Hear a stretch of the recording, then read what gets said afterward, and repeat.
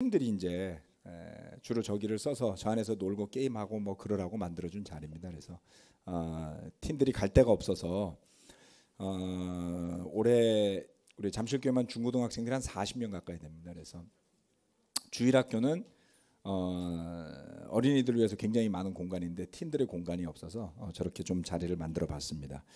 공사해준 우리 백일 형제 감사드리고 저렴한 값에 잘 공사를 했습니다. 오늘은 작년에 했던 사도행전 강해 이어서 하게 됩니다. 이게 주일 주중 다 했으면 아마 끝났을 텐데 주중에만 하다 보니까 어쩔 수 없이 해를 넘어서 올해까지 이어지게 되었습니다. 그래서 오늘 18장 후반부까지 하고 다음 시간에 19장으로 넘어가게 될 겁니다. 19장 제3차 선교 여행이 마무리되고 뒷부분은 조금 더 스피디하게 가지 않을까라고 생각을 하고 있습니다. 그래서 올해 아마 전반기 다 끝나기 전에는 마무리될 걸로 예상하고 있습니다. 그런 페이스로 좀 가도록 하고요. 자, 오늘 37번째 시간은 갈리오의 재판과 2차 선교 마무리입니다.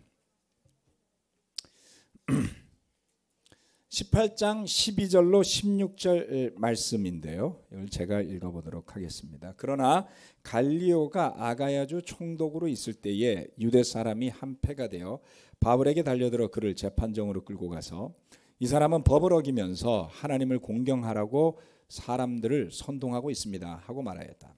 바울이 막 입을 열려고 할 때 갈리오가 유대 사람에게 말하였다. 유대 사람 여러분, 사건이 무슨 범죄나 악행에 관련된 일이면 내가 여러분의 송사를 들어주는 것이 마땅할 것이요.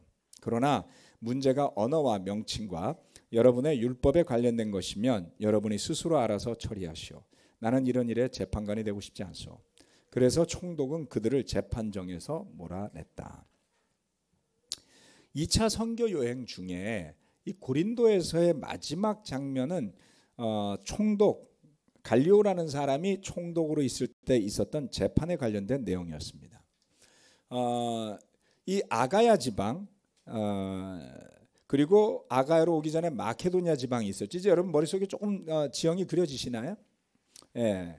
가을에 열심히 들으신 분들은 아마 머릿속에 지도가 조금은 더 있으리라 생각합니다. 자, 마케도니아라고 부르는 지역은 저 위쪽입니다. 위쪽이고 위쪽 어디냐면 색깔이 왜 이렇게 나오죠? 녹색이 굉장히 많이 나오네. 제가 잭이 오케이. 아마 연결이 좀 불량한 것 같아요. 괜찮습니다. 뭐 생맹된 기분으로 한번 봅시다.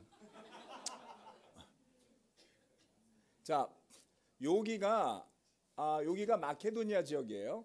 그리고 여기가 아가야 지방입니다.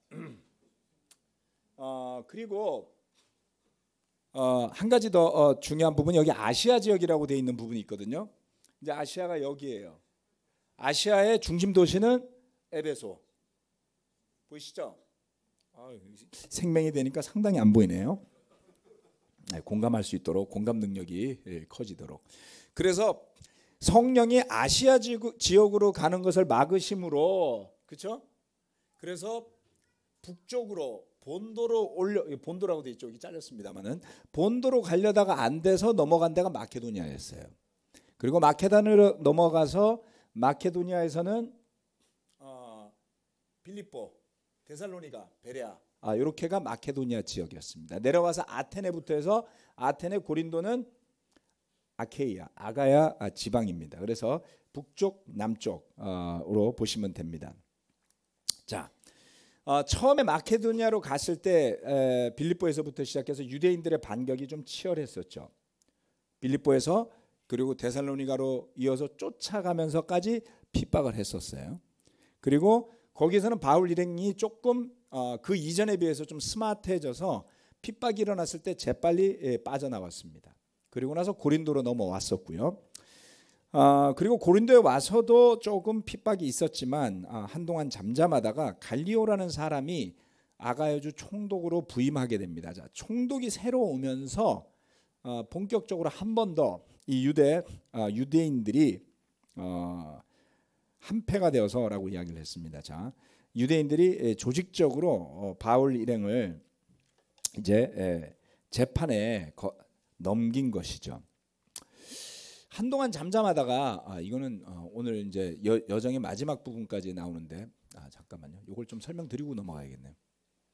조금 전에 있던 지도를 조금 더 확대하면 이렇게 나오는데 이건 한글로 된 게 없어서 제가 영어로 된 걸 다운받아 봤습니다. 뭐 비슷하게 보이죠? 아케이아라고 적혀 있죠. 그렇죠? 여기 아케이아. 여기 보면 위에 좀 잘렸는데 마케도니아라고 쓴 글이에요. 이건 마케도니아. 그리고 여기가 고린도입니다. 고린도. 그래서 오늘 일정의 2차 선교 여행이 이제 마무리가 될 때 바울 일행이 보시면은 얘가 이쪽만 나오네. 자, 잠시만요. 죄송합니다. 여기 그 고린도에서 배를 타고 에베소로 갔다가 이렇게 돌아가지고 마지막에 가이사랴까지 넘어가서 여기에서 예루살렘으로 가는 걸로 여정이 끝나요. 그러니까 2차 선교 여행이 예루살렘에서부터 시작해서 여기 안디옥 갔다가 안디옥에서 돌아보자고 해서 돌아 다시 예루살렘까지 오는 여정에 약 한 4,300km 정도 된다라고 말씀을 드렸습니다. 그걸 잠시 머릿속에 넣어두시고 넘어가도록 하겠습니다. 자, 이 갈리오 총독의 재판 굉장히 의미가 있습니다. 왜냐하면 이 사람들이 바울 일행을 로마의 법을 어긴다고 고소합니다. 율법에 반한다라고 했는데 그 율법이라는 것은 유대인의 율법이지만 그 자체가 로마의 법을 어기는 것이다라고 법적으로 소송을 걸었죠. 그래서 법을 어기면서 하나님을 공경하라고 사람들을 선동하고 있습니다 하고 말하였다. 그런데 이 문제는 총독 갈리오가 판단했을 때, 이 갈리오라는 사람의 이름이 정확하게 나오고 그가 총독으로 있었다라고 나오고, 이 갈리오는 아주 부유한 집안의 자제였다라고 해요. 세네카라는 당시에 유명한 철학자가 있었는데 그 세네카의 동생이었답니다. 주석서를 보시면 그러한 내용이 자세하게 나옵니다. 그리고 이 갈리오 총독이 굉장히 판단 자체가 아주 마일드한 사람이었다라는 평가를 받는데 AD 65년에 네로의 살해 음모로 몰려서 독배를 마시고 자결을 하게 되죠. 자, 이 갈리오가 판단하기를 범죄나 악행의 문제가 아닌 언어, 명칭 그리고 율법에 관한 일에 불과하다라고 판결을 내리게 됩니다. 자, 갈리오는 유대인들의 그런 주장의 핵심을 간파하고 있었고 이러한 것을 정략적으로 이용할 생각이 없었습니다. 언어와 명칭과 유대인의 율법에 관한 일이다라는 것은 좀 의미가 있는데 한번 살펴보면 언어라는 것은 뭐냐면 언어는 헬라어로 하면 로고스예요. 로고스라는 단어는 요한복음 1장에서 하나님의 말씀을 일컬을 때 쓰는 말이죠. 하나님의 말씀. 그러니까 언어라는 단어지만 또 다른 의미로 하나님의 말씀과 관련된 일이다 이렇게 볼 수가 있습니다. 그 다음 두 번째는 명칭이라고 했는데 이 명칭이라는 것은 이름을 뜻하는 거예요. 노모스. 이름에 관한 거. 그럼 무슨 이름에 대한 것일까요? 예수 그리스도라는 이름에 대한 것이죠. 자, 그래서 유대인들이 걸고 넘어진 문제는 결국 어떤 문제였냐면 하나님의 말씀에 대한 것, 로고스에 대한 것. 두 번째, 이름에 대한 것, 예수 그리스도라는 그 이름과 관련된 여러 가지의 스토리였던 것이죠. 그리고 마지막에는 율법이다. 이것은 유대인의 율법에 관한 것이었습니다. 제가 지지난 시간인가요? 어쨌건 한번 설명드렸지만 조금 더 부연 설명을 하겠습니다. 자, 빌립보라든가 이 마케도니아로 넘어와서 데살로니가에서도 그랬고 이들을 고소할 때에 고소하는 사람들의 고소는 로마의 실정법, 지금의 법을 어기는 행동이 이들의 행동이다라는 고소였어요. 그 중에 하나가 뭐였냐면 그 핵심의 내용은 이렇습니다. 유대교는 로마 안에서 인정된 유대인들의 종교였어요. 특히 글라우디오 황제가 되고 나서부터는 확실하게 유대인들의 종교를 인정을 해주게 됩니다. 그러면 유대인들의 주장은 뭐냐면 바울 일행이 이 유대교를 넘어선 또 다른 종교를 전하는 것이다. 고로 로마의 법을 어기는 것이다. 이런 이야기를 하고 있는 거예요. 그런데 로마인이 봤을 땐 얘도 유대인, 너도 유대인, 그리고 하나님 이야기 똑같이 하고 있잖아요. 그리고 예수 그리스도가 어쩌고 저쩌고 하는데 들어본들 알 길이 없어요. 그러니까 너희들 다 똑같아 이렇게 한 것이죠. 그래서 유대인들의 입장에 있어서는 바울을 이단이라고 봤기 때문에 불법이라고 깎아내리는 거고요. 바울 입장에서는 구약 성경을 가지고 어차피 설명하고 가르치는 거니까 유대교의 연장선상에 있었던 것이죠. 그리고 갈리오 총독이 봤을 때 그것은 너희들 문제지 우리 로마의 문제는 아니다라는 판결을 내리게 되는 것입니다. 여기 아주 중요한, 그냥 읽고 쓱 지나갈 수 있는 것이지만 잘 살펴보면 아주 중요한 내용이 들어 있습니다. 바울과 그 일행이 복음을 전하는 행동이 로마 법에 비추어 봤을 때는 문제가 없다라는 분명한 판결이 내려진 거예요. 그것도 로마의 총독에 의해서 판례가 되는 것이죠. 네. 자, 그래서 복음을 전하는 일은 범죄 행위가 아니다라는 판례가 총독에 의해서 만들어지게 됩니다.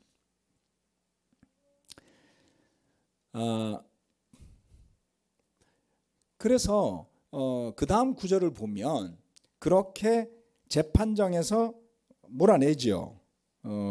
갈리오가 다 나가라고 더 이상 할 이야기가 없다고 내보냅니다. 그랬더니 그들은 회당장 소스데네를 붙들어다가 재판정 앞에서 때렸다. 그러나 갈리오는 이 일에 조금도 참견하지 않았다. 바울은 여러 날을 더 머무른 뒤에 신도들과 작별하고 배를 타고 시리아로 떠났다. 브리스길라와 아굴라가 그와 동행하였다. 그런데 바울은 서원한 것이 있어서 갱그레아에서 머리를 깎았다. 머리 깎은 것까지 왜 적어놨을까요? 자, 그렇게 재판이 끝나고 났더니 그 앞에 있던 일행이 누군지는 명확하진 않지만 유대인들에게 불만을 가진 그리스 사람들이었을 것이다 라고 판단하고 있습니다. 그래서 소스데네라는 회당장 가이오라는 사람이 제자가 되었었죠. 그래서 소스데네라는 또 다른 이름의 회당장이 있었던 걸로 봐서는 회당장이 돌아가면서 하든지 여러 사람이 했든지 할 가능성을 보고 있습니다. 구타를 당하는데 갈리오는 이 일에 참견하지 않습니다. 더 이상 로마의 법정이 관여할 일이 아니다라고 봤던 것이죠. 그리고 나서 중요한 게 있어요. 바울이 여러 날을 더 머물렀다라는 겁니다. 이 판결로 인해서 바울이 서둘러서 고린도를 떠날 이유가 없는 거예요. 그렇죠? 데살로니가에서 핍박이 있었을 때 순식간에 빠져나왔잖아요. 팀이 언젠지 모르게 바울과 몇몇 사람들만 빠져나와서 먼저 아테네로 갔던 일도 있었죠. 그런 것에 비한다면 고린도에서는 뒷마무리가 비교적 잘 되었다라고 볼 수가 있습니다.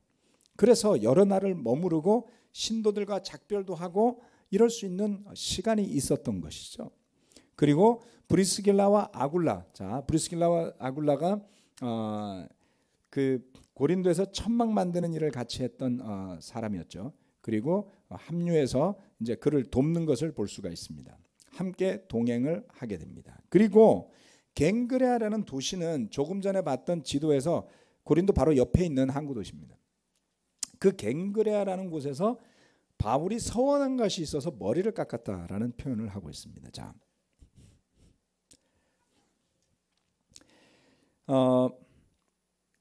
머리를 깎는다라는 것은 머리를 그동안 길렀다라는 이야기죠. 유대인들이 머리를 기른다라는 것은 무엇을 의미합니까? 나시린이죠.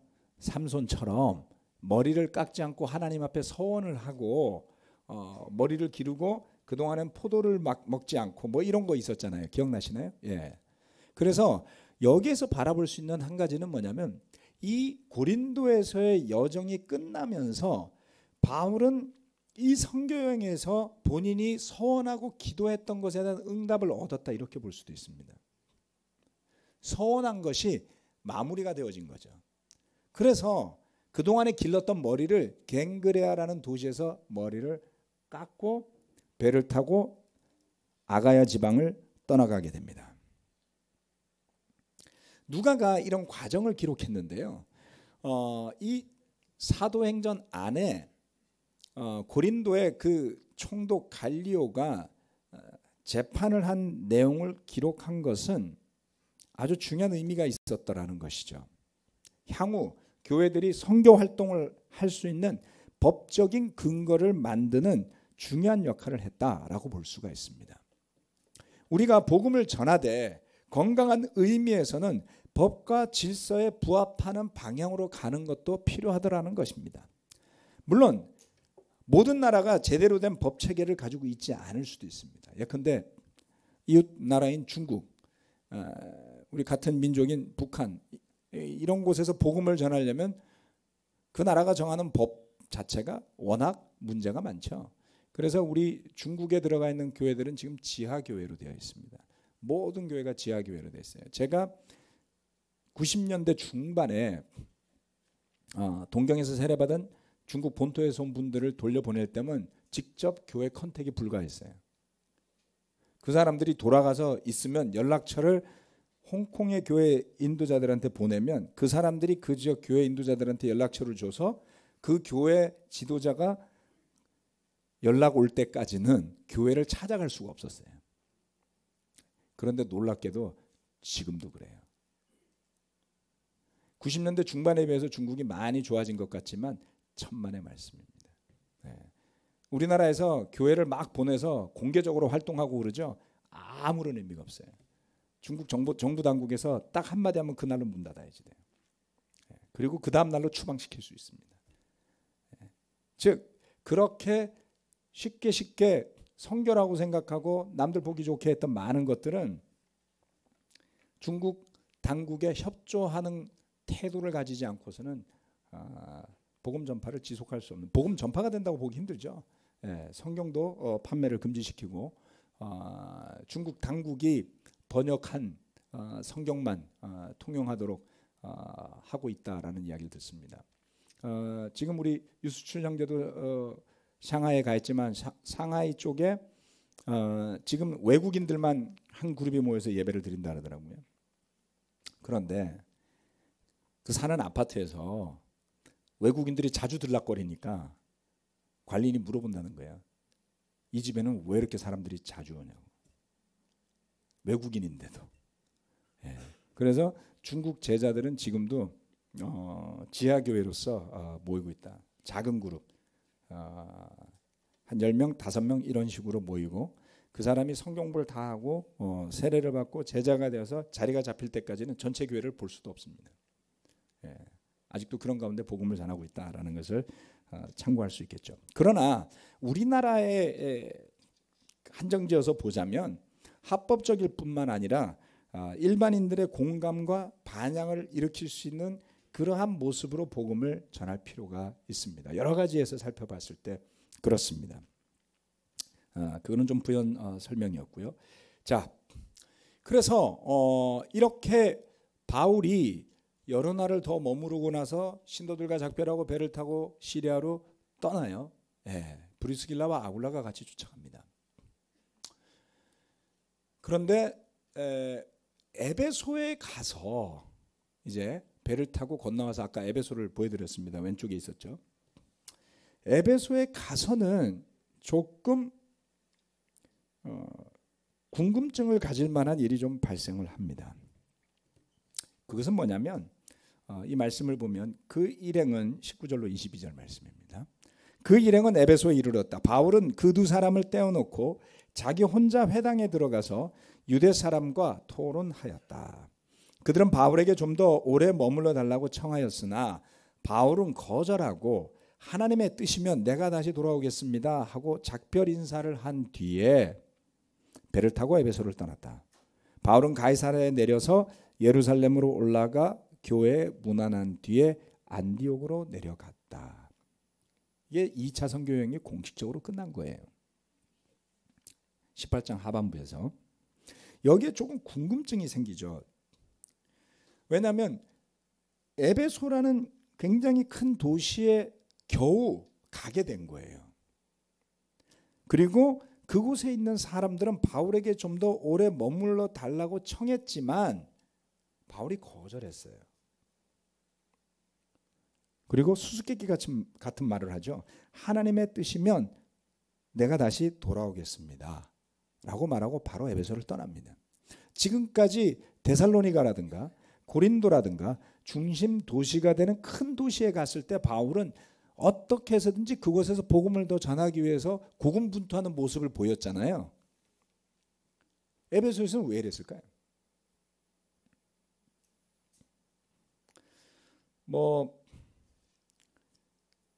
좀 지쳤다.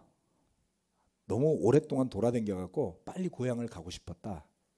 이렇게 생각을 해야 될까요? 네. 그의 표현만을 보자면 지금이 때가 아니다라고 판단한 것 같습니다. 지금이 때가 아닌 것 같다.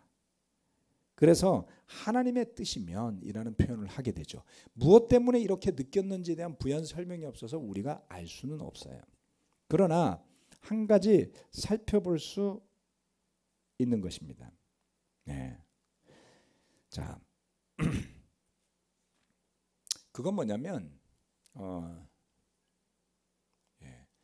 하나님의 뜻을 구하는 바울의 태도를 볼 수 있는 것이죠. 뒤에 있는 구절은 제가 참고로 적어놓은 건데요. 아시아로 가는 길을 잘 생각해 보면 사도행전 16장 어딘지 기억 안 나실지 모르지만 되돌아가 보면 아시아로 가는 것을 성령께서 막으셨다라는 이야기를 제가 서두에 했잖아요. 여기 보면 16장에 아시아로 가는 것을 성령이 막으심으로 라고 설명한 구절이 나옵니다.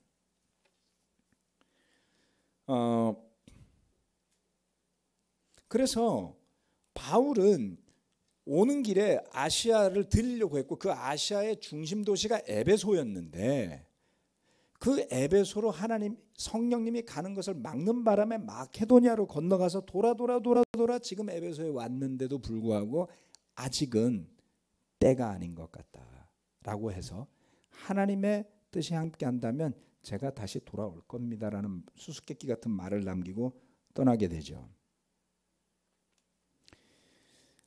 바울이 하나님의 뜻에 대한 확신을 가지고 선교를 했음을 보여주는 거예요. 그가 가는 곳곳마다 그냥 내키는 대로 한 것이 아니라 이 도시를 향한 하나님의 뜻이 분명하다라는 신념, 확신을 가졌기 때문에 어떤 핍박이 있건 어떤 고난이 있건 중도에 포기하는 법이 없이 그 여행지를 다 돌았던 것이죠.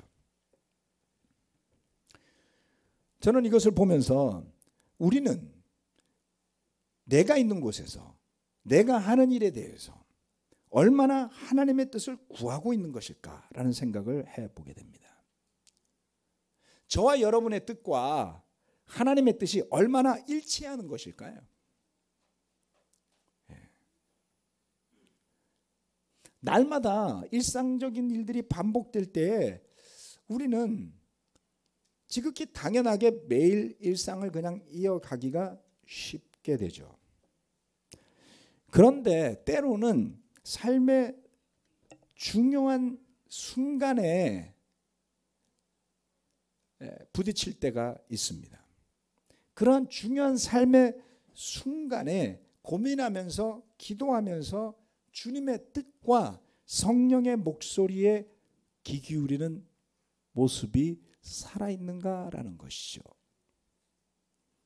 얼른 내가 원하는 것을 내놓고 내 뜻과 하나님의 뜻이 일치할 것이라고 생각하기보다는 고민하고 조언도 구하고 기도를 부탁하고 그리고 뭔가 좀 더 성령님을 통해서 뚜렷한 하나님의 뜻이 보여지기를 구하는 신중한 태도가 필요할 때가 많을 겁니다.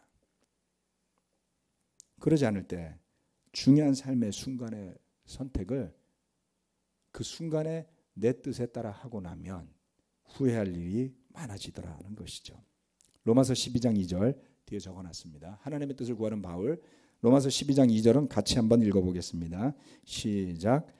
여러분은 이 시대의 풍조를 본받지 말고 마음을 새롭게 함으로 변화를 받아서 하나님의 선하시고 기뻐하시고 완전하신 뜻이 무엇인지를 분별하도록 하십시오.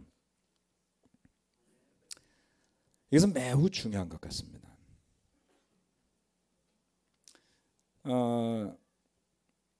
어제 제가 최근 몇 년 사이에 있었던 일들을 쭉 되돌아보는 시간을 잠시 가졌었습니다. 쭉 돌이켜보고 또 어떤 것들은 그 기록으로 남아 있는 것들이 있었죠. 그것들을 쭉 들어보면서 그 당시에는 최선이라고 생각하고 지나왔는데 돌이켜서 생각해 보니 조금 더 이렇게 할 수 있었을 텐데 라는 생각이 드는 일들이 있었어요. 한 번 물어보는 게 아니라 두 번 물어보고 세 번 물어보고 네 번 부탁했더라면 좀 더 진정성이 전달되지 않았을까. 여러분 한 번만 이야기하면 100% 신뢰가 생기나요? 네. 우리의 신뢰의 단계에 따라서 어떤 관계는 한마디로 그냥 신뢰가 그냥 연결되는 경우도 있어요. 근데 어떤 관계는 두 마디, 세 마디, 네 마디, 다섯 마디, 한 10마디 해야 될 수도 있어요. 네. 어떤 형제자매들은 궁금해요. 당신하고 저하고는 어떤 관계입니까? 친한 관계죠. 안 친한 것 같은데요. 친하다니까요. 그런다고 친해지냐는 거죠.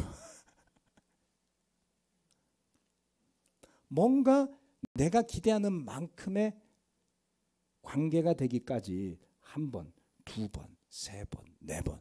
결혼하신 분들 잘 생각해 보세요. 여러분들이 이 사람이 정말 나를 사랑하는구나 라는 것을 흔들리지 않고 믿을 만큼 될 때까지 도대체 몇 년 걸렸어요?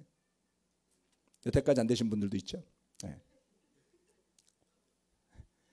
내가 얼마나 열심히 일했는데, 서로가 그렇게 이야기하잖아요. 내가 얼마나 당신을 위해서 설거지 많이 해줬는데, 내가 얼마나 회사에서 굳은 일 마다 않고 일해서 벌어다 줬는데 그래도 내 사랑을 모르겠단 말이야?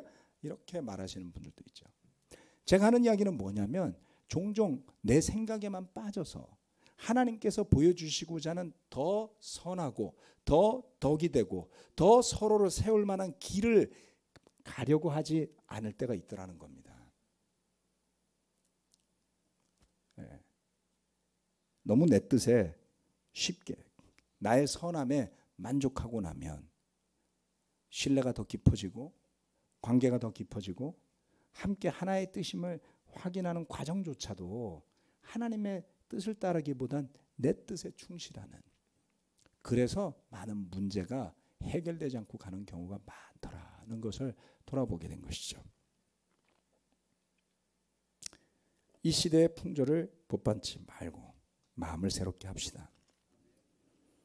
그리고 정말 중요한 일과 관련해서 하나님의 선하시고 기뻐하시고 완전한 뜻이 무엇인지를 분별하기 위해서 고민할 수 있다면 얼마나 많은 실수를 줄일 수 있고요.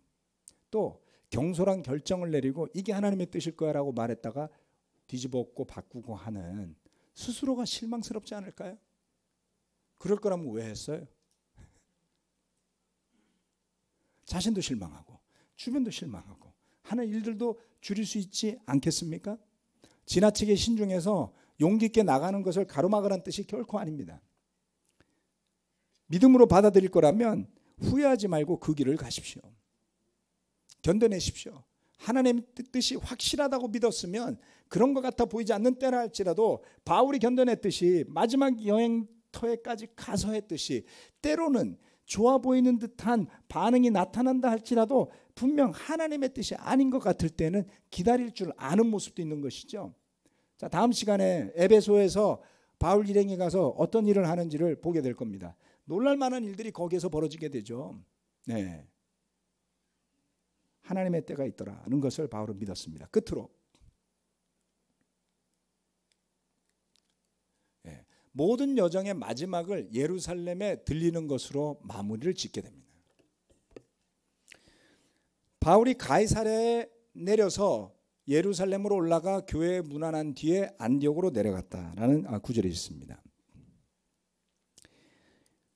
바울이 이방 도시에 복음을 전하면서 바울 스스로가 자기를 이야기하기를 이방인의 사도라고 이야기를 했죠.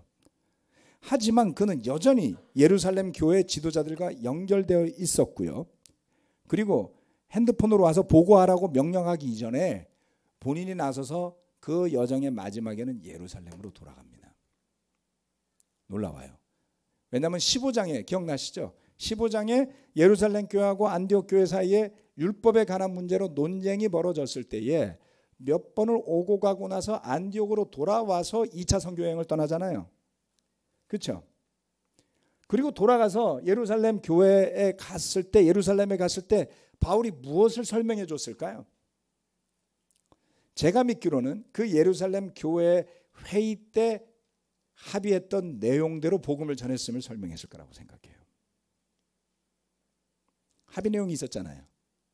사도들과 장로들과 서로가 결정했던 이방 사람들에게 가르칠 가이드라인을 갖고 있었고, 안디옥에 가서 그것을 설명했고, 1차 선교여행에 세웠던 교회들로 가서 그것을 전달했고, 그리고 새로 세워지는 교회들에게는 그러한 가이드라인에 따른 것을 주고 성경을 가르치고 그리고 돌아왔겠죠. 다시 말해서 그러한 것들을 업데이트하고 연결하는 바울의 연결하려는 태도를 볼 수가 있습니다. 복음은 그 복음을 들고 가는 사람들이 제각각 원하는 것을 전하는 것이 아니라 사도들의 가르침을 통해서 확립되어져 있는 복음에 토대한 연결되어진 선교를 하는 것이었음을 보여줍니다. 그래서 그처럼 다양한 사람들이 복음 안에서 하나가 되고 연결하고자 하는 그런 노력이 결국은 다양한 나라와 다양한 문화권과 다양한 지역에 다양한 교회들이 세워지지만 여전히 그 교회들이 복음 안에 하나가 될 수 있음을 보여주는 엄청난 놀라운 증거가 되는 것이죠. 네. 다음 시간에는 3차 여행으로 넘어가게 됩니다. 한 해를 시작하면서 형제자매 여러분, 새로운 마음으로 주님의 뜻을 구하면서, 또는 우리 가운데 이미 2019년 한 해를 어떻게 시작해야 할지를 확신하고 있는 분들이 있을 수 있습니다. 그것이 무엇이 되었건 주님의 뜻을 구하시면서 가든지, 아니면 이미 여러분이 확신하고 있는 주님의 뜻에 맞는 길을 가시든지, 무엇이 되었건 확신과 기쁨으로 함께 걸어가시게 되기를 바라겠습니다. 기도하고 마치겠습니다.